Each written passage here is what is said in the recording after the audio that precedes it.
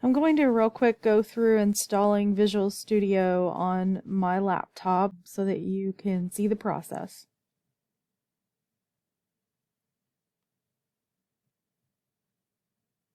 So I've clicked the link and we have to scroll down pretty far to find it.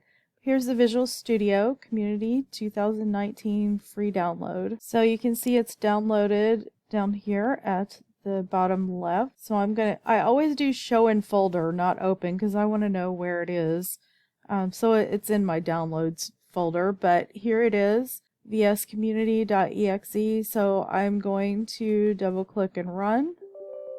Here is the installer. Continue. The install can take a little bit, so once you're done, it takes you to this screen, and this is where it's important. We need to select the right things that will allow us to do what we need to do later.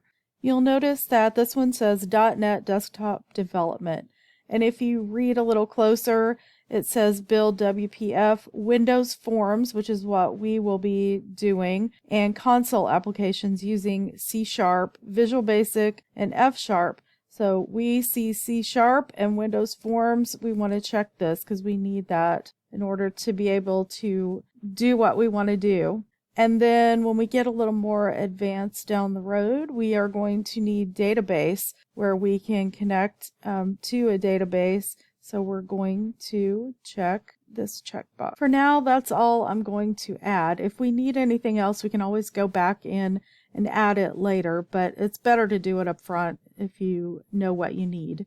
So now I'm just going to click install, and I'm going to go ahead and allow the installation to complete. And this process could also take a while, so just be patient.